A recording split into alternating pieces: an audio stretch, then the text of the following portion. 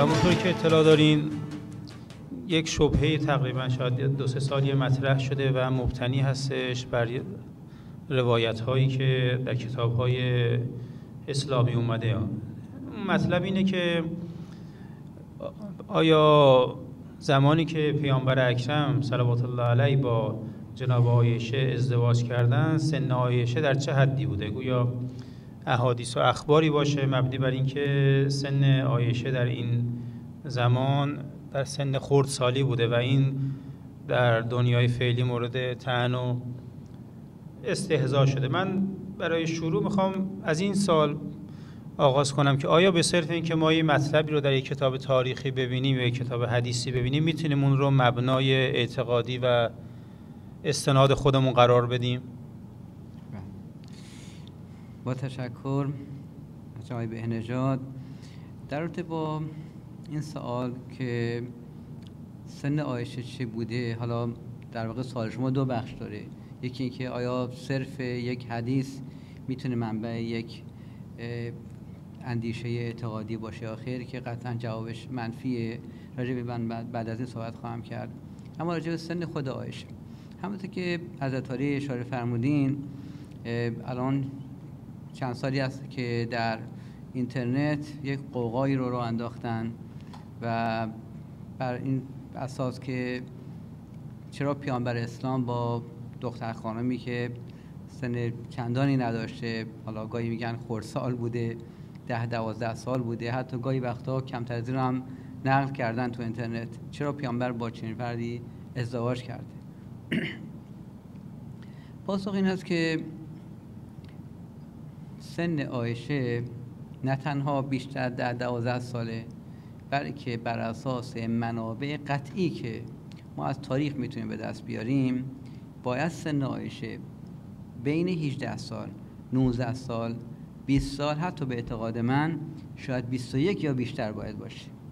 پس عایشه یک کودک نبوده، یک دختر بچه خردسال نبوده و من معتقدم یکی از دروغ‌های شاخداری که برای اسلام درست کردن و اونو مبنای این همه حملات در اینترنت قرار دادن و متاسفانه ویدیوهای درست کردن برای که بتونن به شکلی چهره پیامبر بزرگوار اسلام رو در واقع خدشه‌دار کنن، بر اساس یک دروغ بزرگ شاخدار درست شده.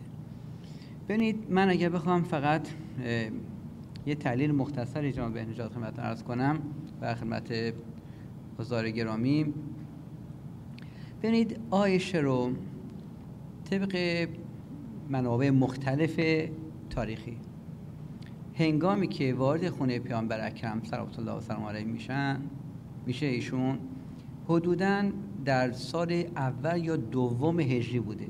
یعنی وقتی که پیامبر اکرم صلوات الله و سلام علیه وارد مدینه شدن، 1 سال و برخی میگن 2 سال از هجرت ایشون گذشته، اون وقت عروسی پا میگیره و در واقع عایشه وارد خانه پیامبر اکرم صلوات الله علیه میشه. خب شما حساب بکنید اگه سال، حالا ما میگیم سال اول هجری، از سوی دیگه هجرت پیامبر 13 سال بعد از بعثتشون بوده. یعنی پیامبر اکرم 13 سال در مکه بودن و در واقع دعوی توحیدی خودشون رو آغاز کردن و بعد از 13 سال مسئله مهاجرت پیش میاد که هجرت به مدینه صورت میگیره. این نکته هم در نظر داشته باشیم. از سوی دیگه منابع مختلف اهل سنت که راجع به خود عایشه صحبت میکنن که چه سالی در واقع بحث از ازدواجشون میشه، خودشون میگن عایشه جزء افراد اولیه‌ای بوده که بالاخره بعضی میگن در همون سال اول بعثت پیامبر اکرم به دین اسلام رو پذیرفت. خب وقتی کسی میخواد دین اسلام بپذیره، حالا عایشه میخواد به عنوان یکی از مسلمانان قلم داده بشه، یه بچه 2-3 ساله رو میشه گفت مسلمان شده؟ اصلا این خنده داره، اصلا منطقی نیست. وقتی اینا میگن عایشه جز اولین کسانی، مثلا حال بنابر منابع اهل سنت اولین کسان حالا بودن که به پیامبر در واقع به پیامبر اظهار ایمان کرده، باید حداقل یک فردی 7-8-10 ساله باشه دیگه. یه بچه 10 ساله حداقل باشه بگیم والا ایشون گفته منم قبول دارم اسلام رو و منم شهادت میدم. شما اگر بخواید 10 سال در نظر بگیرین، خب 10 ساله بوده عایشه که مسلمان میشه، 13 سال از اسلام میگذره که پیامبر میخوان هجرت کنن به مدینه، یعنی 10 سال به اضافه 13 سال میشه 23 سال. 1 سال از اون هجرت میگذره که عروسی صورت میگیره، یعنی باید طبق این تحلیل حتی بشه 24 سال. میگیم نه، عایشه اصلا خیلی فرد استثنایی بوده، در سن 6-7 سالگی مسلمان شده. خیلی خوب، حالا فرض کنید چون 7 ساله مسلمان شده، 13 سال هم در مکه بودن همراه با پیامبر، 13 سال و 7 سال میشه 20 سال و 1 سال هم که بعد از هجرت از مکه به مدینه بوده میشه 21 سال. یعنی اگر بخوام خیلی خوشبین به قضیه باشیم و بخوام خیلی سن عایشه رو کم در نظر بگیریم، بگیم اسلامی در سن 7 سالگی هم بوده، باز عایشه میشه در واقع حدوداً 21 سال یا 22 سال وقتی که به در واقع خونه پیامبر اکرم میان. پس ازدواج پیامبر اکرم صلوات الله و سلامه با عایشه در سن طبق بسیاری از شواهد تاریخی باید چیزی بالای 20 سال باشه. تأکید میکنم این که میگن عایشه، حتی من اخیراً در یکی از این وبسایت های کسانی که فقط منتظر هستن به یک شکلی اسلام رو زیر سوال ببرن گفته بودم پیامبر با دختر 6-7 ساله ازدواج کرده. خب اینا خب دروغی بسیار بزرگ، ولی من توصیه‌ام اینه که انسان حتی با مخالفینش هم به قول قرآن با عدالت برخورد کنه. قرآن فرمود لا یجرمنکم شنآن قوم علی الا تعدلوا اعدلوا هو اقرب للتقوی. قرآن میفرماید نکنه دشمنی شما با یک گروهی، با یک کسانی باعث بشه اون حس عدالت خواهیتون رو از دست بدید و انصاف رو از دست بدید، عدالت رو به خرج بدید، این به تقوا نزدیکتره. من توصیه‌ام به این دوستان حالا ایرانی هم که مسائل رو دارن با این تعبیر مطرح میکنن و اینطور ناجوانمردانه به پیامبر بزرگوار اسلام که منشأ رحمت و محبت و مودت هست حمله میکنن، توصیه من اینه که انصاف رو رعایت کنن و اینطور غیر منصفانه در مورد شخصیت پیامبر اکرم صحبت نکنن و تلاش در ترور کردن این شخصیت بزرگ نکنن. خلاصه سخن من اینه که جناب بهنژاد، عایشه در سن قطعاً بیش از 20 سال بوده که به ازدواج پیامبر اکرم صلی الله علیه و سلم در آمده. شما یه سوالتون یه بخش دیگه هم داشت که فرمودین آیا صرف وجود یک حدیث میتونه منشأ تصمیم گیری برای یک مبنای اعتقادی باشه؟ جواب خیر.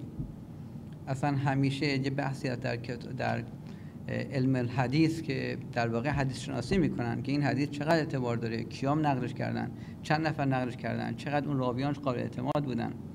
در مورد خصوص قضیه عایشه که گفته میشه عایشه اینقدر کوچک بوده که حتی اسباب بازی خودش هم همراه خودش به خونه پیامبر برده، این حدیث رو اهل شیعه که نقل نمیکنه، برادران اهل سنت نقل میکنن، اون هم از کتاب صحیح بخاری. صحیح بخاری هم تنها رفرنسش، تنها منبعش یه دونه راوی است که در سنین پیری که به قول خود اهل سنت وقتی بود که حافظش از دست داده بود، یه پیرمردی که حافظش از دست داده، ایشون این حدیث رو نقل میکنن و بعد این میشه یک مرتبه مبنای یک تفکر و یک اندیشه و بعد هم میشه یک پایه برای حملات اعتقادی. به هر حال همونطور که فرمودین به هیچ وجه ما نباید برای یک عقیده مسئله عقیدتی حتی غیر عقیدتی یک حدیثی رو که قوت ثابت نشه بلکه بر خلافش ثابت شده بخوام اون رو مبنای تفکر و اندیشه و اعتقادمون قرار بدیم. بله، با کمال تشکر. توضیح بسیار کافی بود و جالب که با واقعیت چقدر فاصله دارن کسایی که این سخنان رو مطرح میکنن و به همونطور که فرمودین یه خبری یه جایی میبینن همین که بتونن از اون استفاده کنن علیه اسلام، شروع به تاخت و تاز میکنن بدون اینکه به صحت و سقم اون بپردازن که ببینن آیا منطقاً چنین چیزی امکان داره یا نه. ولی حالا به همین مناسبت مطلب دیگه مطرح میکنم و اون اینکه خب اینها میان از این مسئله استفاده میکنن برای حمله به اسلام، در حالی که آیا در جاهای دیگه دنیا چه وضع چجوریه؟ یعنی در خیلی جاهای دیگه همونطوری که شنیدیم وضع سن ازدواج اینها ظاهراً این محدودیت‌هایی هم که اسلام 1400 سال پیش گذاشته بوده در خیلی جاهای دنیا تا همین دوران اخیر نبوده. یعنی از همون زمان شرایطی که اسلام در نظر گرفته بوده برای ازدواج یک دختر شرایطی بوده که ناظر به خیر و صلاح اون دختر بوده، ولی حتی در خیلی از نقاط جهان ظاهرا نبوده. من می‌خوام در این زمینه چه می‌فرمایید؟ یا نمونه‌هایی رو از این میتونید برای ما ارائه کنید؟ دقیقاً سوالتونه که راجع به سن ازدواج در کشورهای مختلف بله. اتفاقاً سوال به جایی است. من چون روی این مسئله اتفاقاً من قبلا کار کردم، یه مقدار حالا این هومورکامون هم با خودمون آوردیم که من خدمتتون عرض کنم. ببینید سن ازدواج امروزه مثلا چرا تصور عادی افراد این باشه که خب بله 18 سال و 20 سال و اینهاست، ولی این در تاریخ این چنین نبوده. حتی من مطالعه که می‌کردم همین امروز، یعنی همین در سال 2011 که الان ما هستیم، همین الان سن ازدواج در کشورهای مختلف در مورد پسر و دختر متفاوته. من فقط چند تا نمونه رو براتون میگم و بعد یه مقدار جزئی‌تر صحبت خواهم کرد. ببینید به عنوان مثال من اگه بخوام کشورهای اروپایی رو بگیرم، حالا من کار به آسیا ندارم، آفریقا ندارم، بگن حالا به هر دلیل عقب افتادی یا غیر عقب افتاده که نیستن، ولی به هر حال کسان اشکال بخوام بکنم، ولی به عنوان مثال من چند تا از کشورهای اروپایی رو در نظر میگم که بخوام اشاره کنم. مثلا در استرالیا 18 برای مرد میشه و 16 برای دختر. در ارزم حضورتون که دانمارک 18 and 15 که در واقع 18 for boys و 15 for girls، یعنی در واقع دخترها 15 سال و پسرها 18 سال. و در فنلند 18 and دانمارک که خیلی عجیبه، پس 15 سال یعنی دختر؟ بله اینجا میگن اگر با اجازه کورت باشه 15 سال دختر میتونه ازدواج کنه. بله. در فرض بفرمایید جرمنی 18 and 16 with court consent که در واقع برای پسرها 18 و دخترها 16. و گریس همینطور، نمیدونم ایرلند همینطور، ایتالی همینطور، نترلند همینطور یعنی 18 و 16. در نروژ همینطور 18 and 16 و این همینطور ادامه داره. بخوام بخونم کشورهای سوئد، همین سوئد که فقط 18 میگه و اسپین باز 18 برای پسر و 16 برای دختر. و حالا سریع هم به کشور به امریکای شمالی بزنیم، از به خود امریکا بزنیم. ببینید در یونایتد استیت، در امریکا هر استیتی، هر استانی، هر مثلا ایالتی با ایالت‌های دیگه متفاوته. اکثر ایالت‌های امریکا میگن مثل آلاباما، آلاسکا، آریزونا، اینا صحبت از 18 سال برای پسر و 16 سال برای دختر رو مطرح میکنن. ولی فرض بفرمایید تو بعضی ایالت‌ها به عنوان مثال در جورجیا 18 برای دختر، 15 برای پسر. بعد میایم 18 برای پسر یا 18 برای پسر و 15 برای دختر. در هاوایی 18 پسر، 15 برای دختر.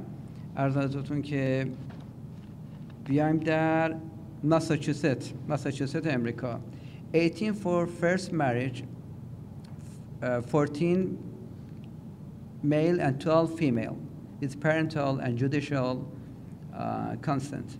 در ماساچوست امریکا میگه دختر اگر کسی بخواد اولین بار ازدواج شه 18 سال، اگر نه برای پسر 14 سال، برای دختر 12 سال.